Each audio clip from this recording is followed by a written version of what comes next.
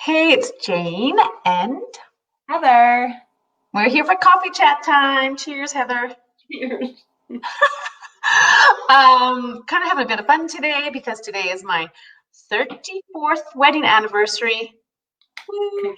Congratulations. Yay. I wonder what the percentages of people that actually make it to 34 years. Yeah, you know what? I That I would be a good know. I thing to think, Google. If anyone knows, let us know. Drop it in the comments. well, it's marriage isn't easy, simple as that, right?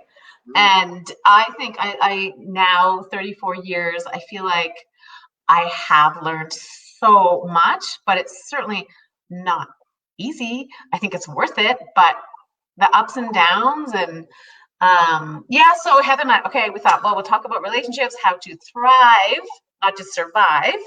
Ah, someone says congratulations. Thank you. It's been a lot of work.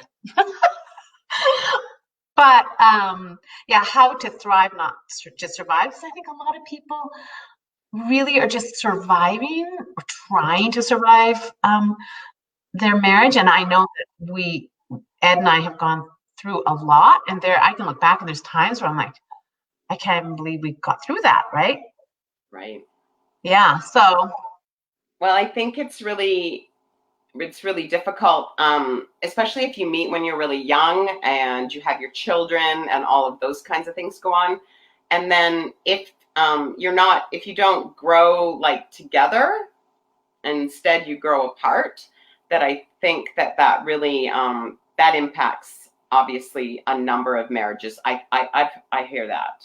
I agree. I agree. And I actually, okay, I have to tell this right away because it's so funny. I think it's funny. So I was really, my husband and I are very opposites. He's a much more serious man. I think he's hilarious. No one else really does. And the dry sense of humor, right? Because we're opposites. So I was really, truly thinking I've learned so many lessons that I think are valuable because it changes that you've been married a long time. But I thought, what is the number one thing that I think helped my marriage last this long to a point where we're really happily married? And I thought if I could choose one word, it would be fun, creating fun. And I always, our whole marriage, my husband always like, does everything have to be fun? And I'm like, yeah, it does. So I try to laugh at everything, So even that's what I did wrong. I no sense of ha ha over here. None. Okay. so get this. So I thought, okay, that's me.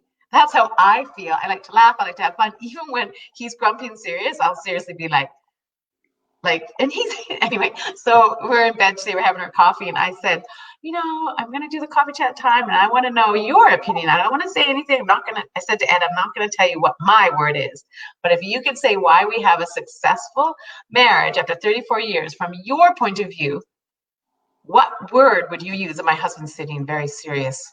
And I'm looking at him and I'm like, oh, he's really thinking about this.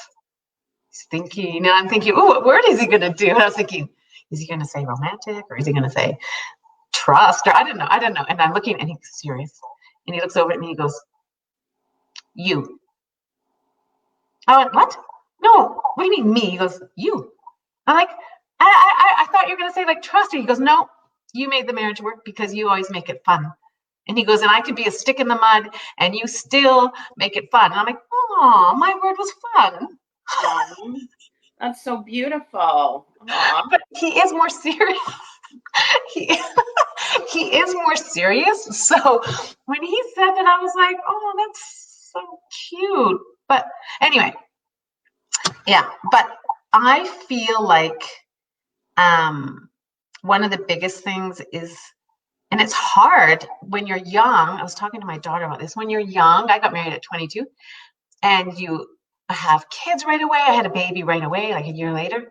You get lost in raising your children and you're busy and your marriage can go on the back burner, right? Yeah, your identity shifts, right? Yeah, I know. And that's kind of where the focus is, and the relationship can suffer.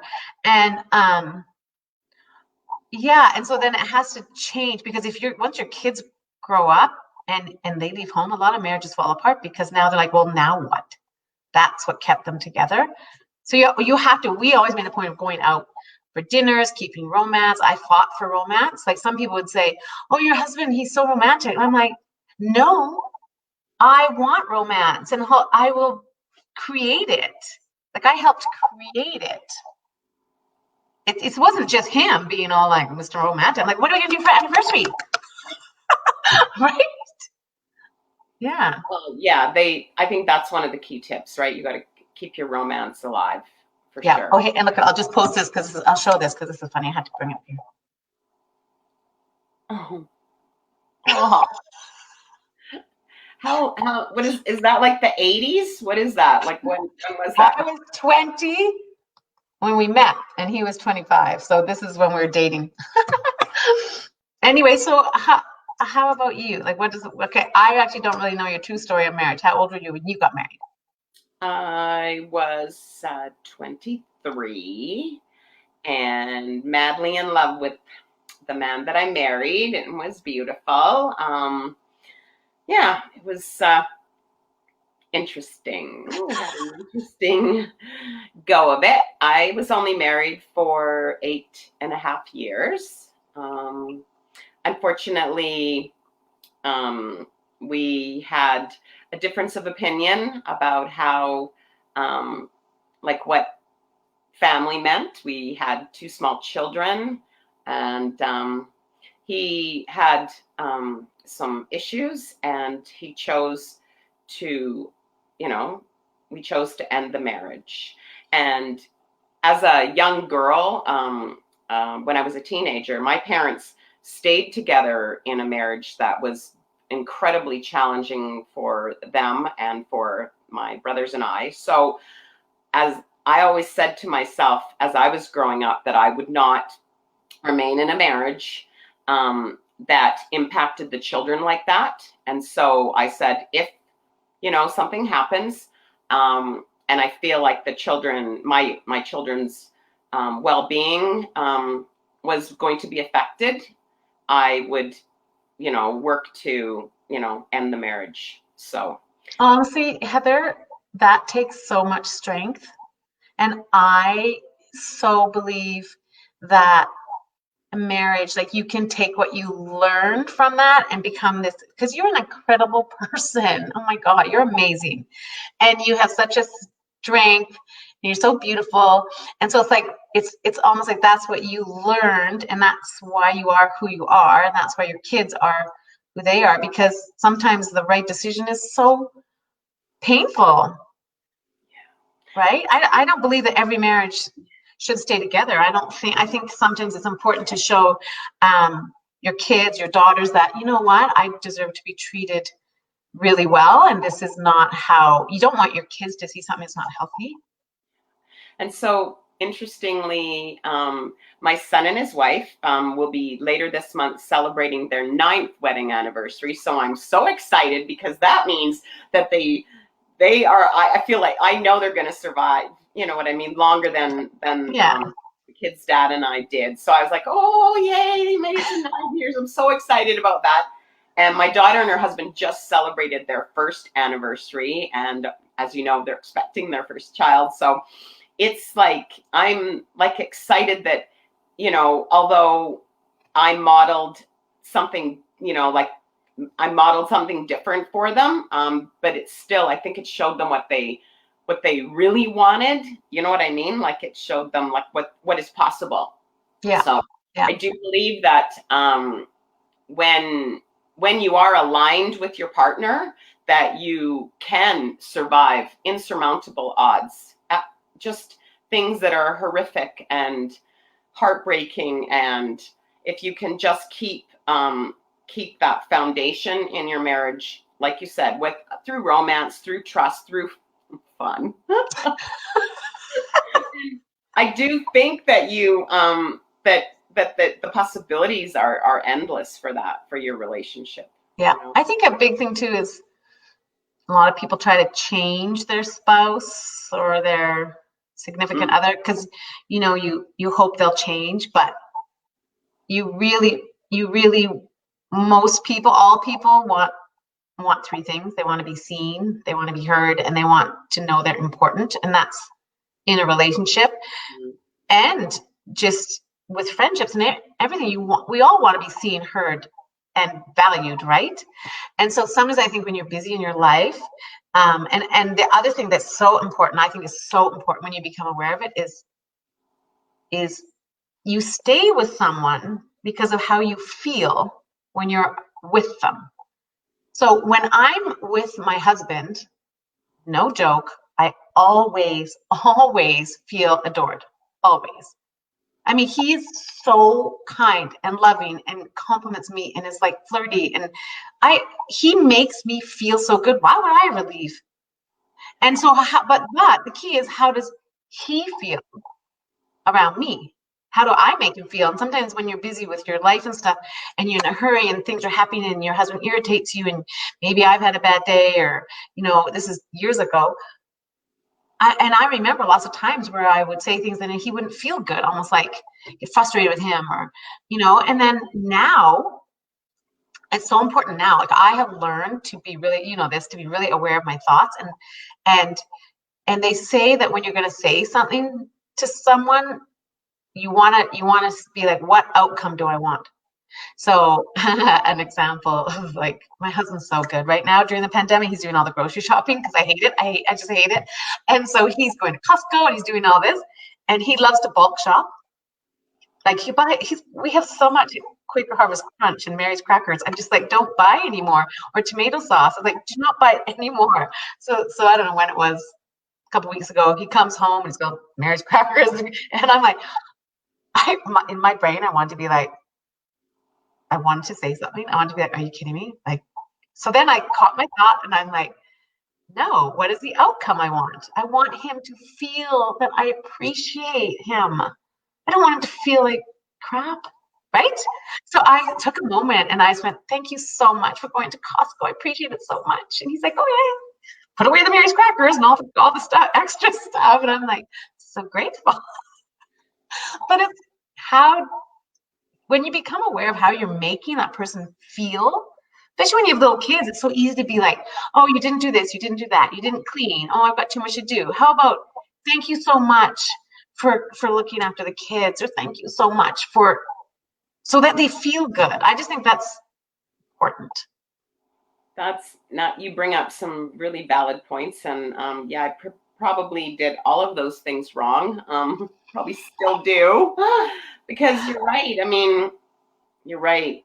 We need to, it's about trying to make someone feel better, right? Let's not point out the flaws and all the things that someone does wrong. Yeah. Think about this. Guilty of that. Oh yeah, and I was too. Like, it's not like my early marriage, I've learned that. But the interesting thing, this is super interesting, because there are couples out there that are absolutely drop dead gorgeous. They have all the money in the world. They have everything they could possibly want. And we all think, wow, look at them. Like, they have the most amazing marriage. And then they separate or divorce a couple weeks later. You're like, what? Like, what is it that makes a marriage last? It isn't looking perfect or having the perfect home. It isn't. It's how you feel when you're around that person.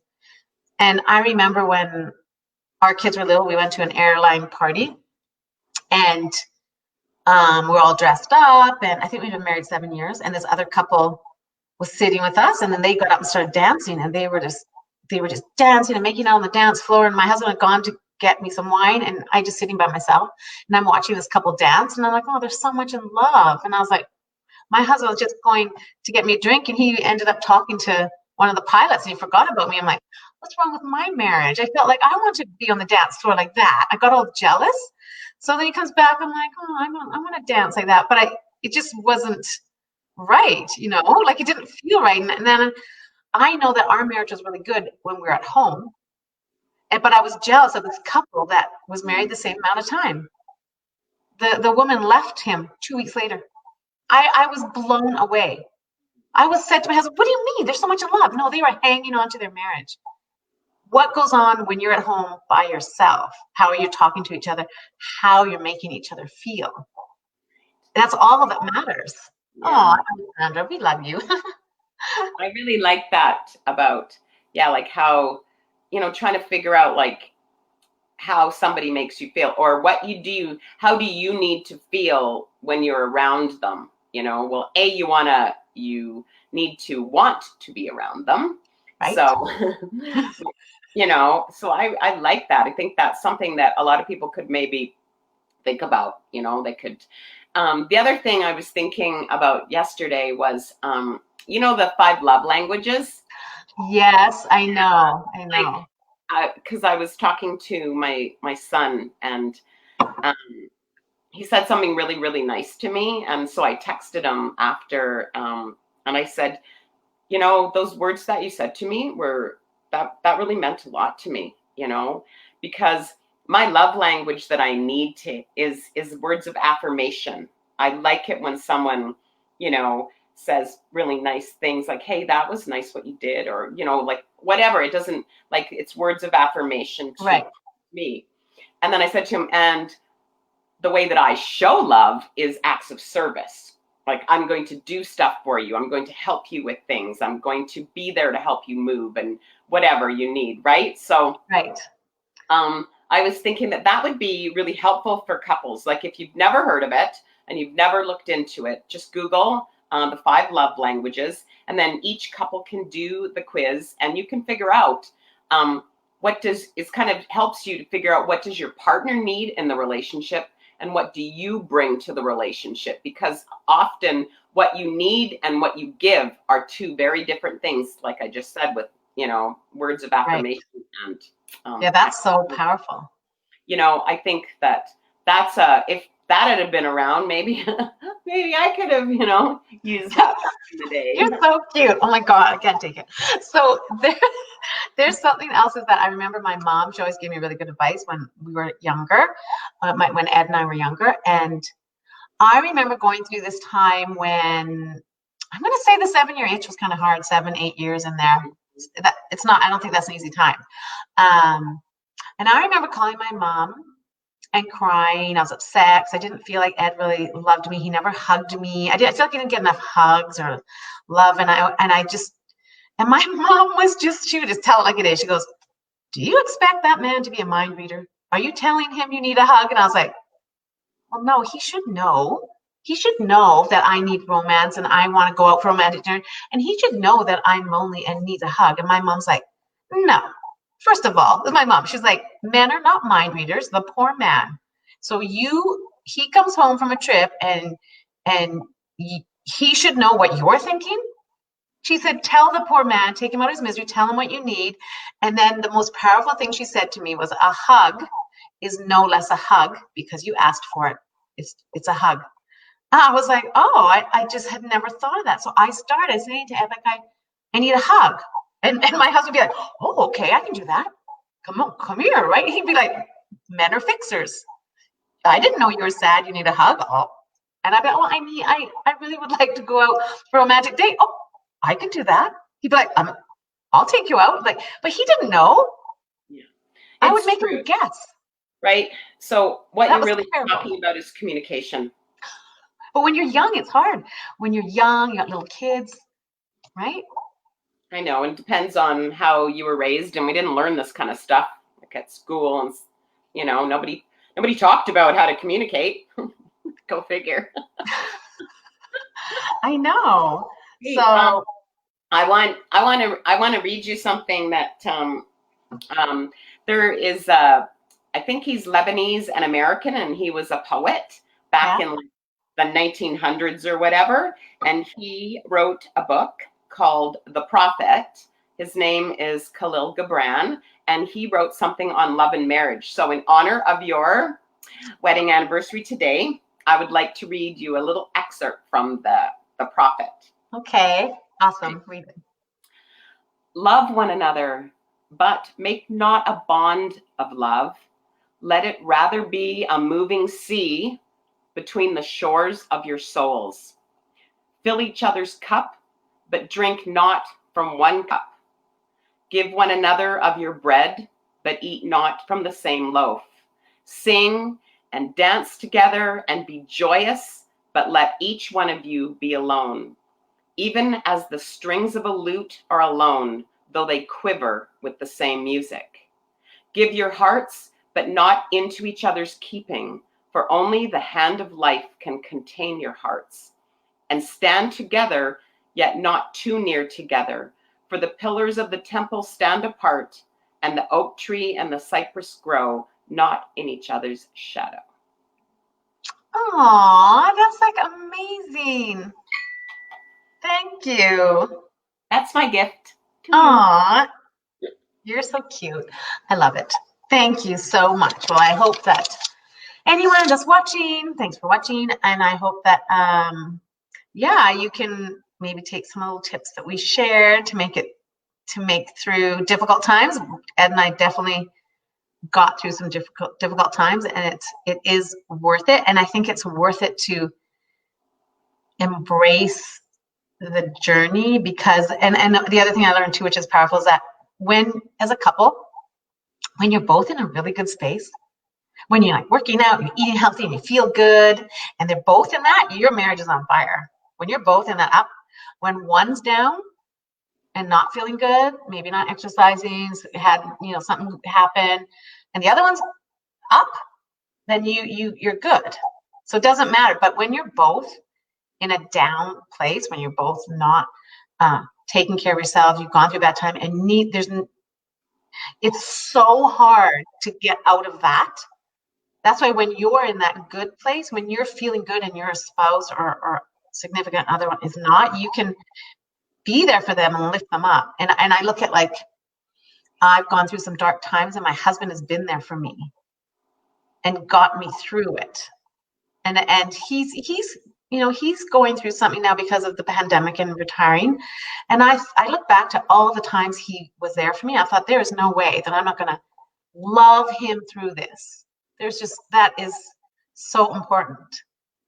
So.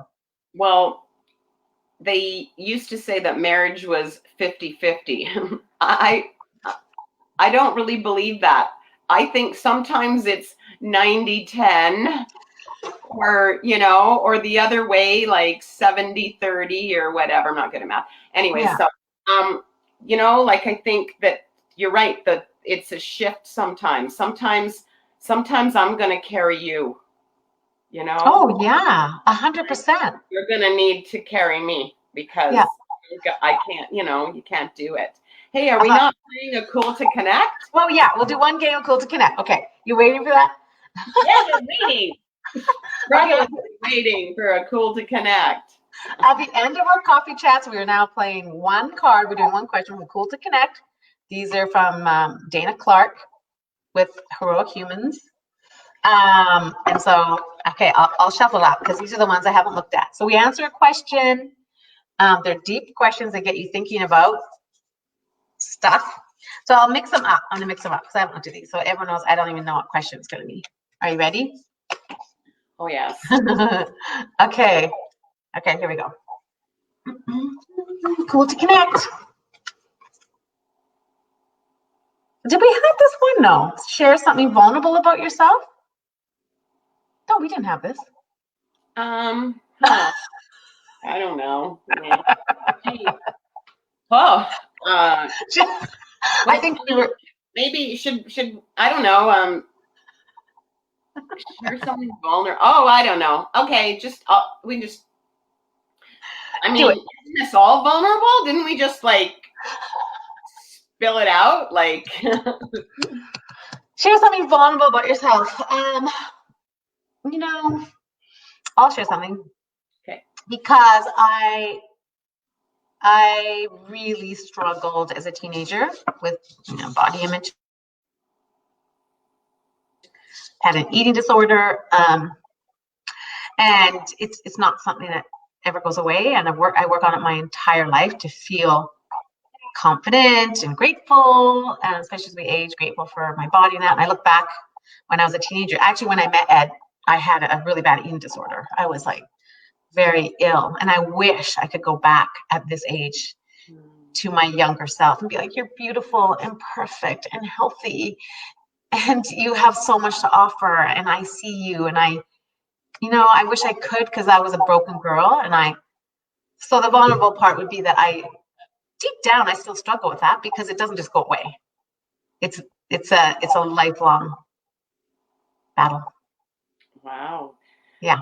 Well, thank you for sharing that, because I think that there are a lot of people, women especially, but more so, and more men nowadays too, that are struggling with body image, and that it's a very complicated situation. And if you are struggling with any kind of an eating disorder, you definitely need to talk to someone, because it is really serious, and it.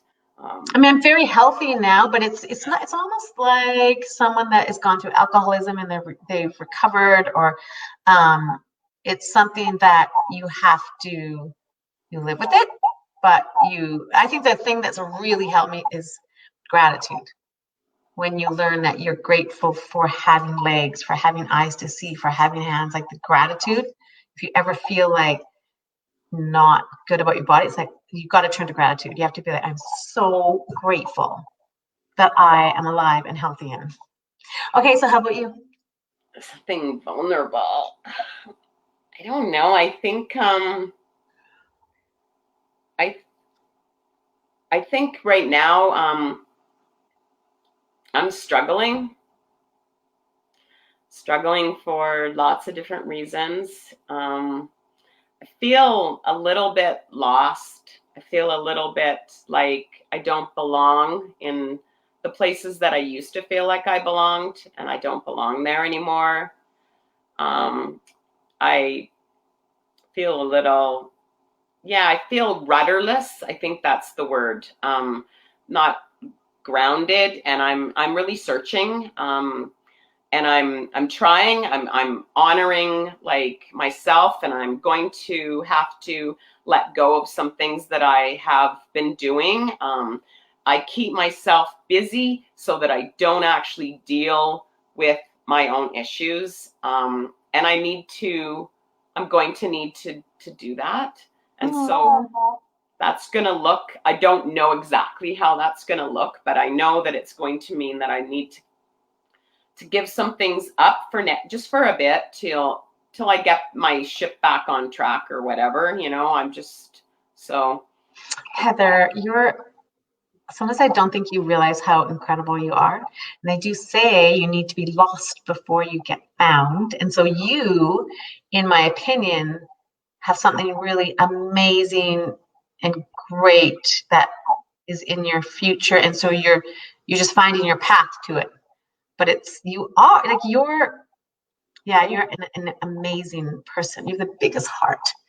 And I adore you. And thank you, my dear friend. We all flounder around, and then we're like, oh, that's why I was floundering, because this was waiting. Yeah, I'm waiting for the dust to settle and the clouds to clear, and you're doing great, because you read all the books. You're on the right track. You're so into personal growth. Currently all the Buddhist psychology and the Buddhist teachings I'm just starting to learn about that a little bit, and I feel really good. I feel good that that's the track that I need to follow for a bit, because you're right. You've got, how you're so aware, and you're so in tune and touch with yourself, and that's what's made a lot of difference too, to what you've been doing, and the direction that you've been going, right? So yeah. Trying. Okay, let's just honor Dana Clark and her connection cards, because that was a powerful question, and we both didn't want to answer it. Did you see us? We're both like, "Did you get your card?" No, I did not want to say that out loud. But you know what? Now I have to do something about it. The thing is, and I think a lot of people don't get this, it is your ability to be vulnerable in any relationship, friendship, with your husband, your siblings, your parents, to be vulnerable, that connect you. Because when someone goes out in the world and everything is perfect all the time, there's no connection. There's nothing. Life is not perfect. And so being vulnerable is beautiful. And I honor you. I think you're amazing. And Yes. And isn't that what namaste means? That you honor, like, I don't really know. Maybe Oh, like namaste, I think is I see in you what I see in myself. Like you see yourself in the other person. Like me saying, I see you and right. hear you. And isn't that what you were saying that you? And That's right. We want to be seen, heard, cared about, all of those we want things. to be seen, we want to be heard, and we want to have value, to know we're important. Exactly. Okay, cheers to that. So, cheers, everyone. Happy Okay. long weekend. I hope that you find some love somewhere today. And Jane, I hope you have a beautiful day. Okay, thanks, Heather. Bye. Bye.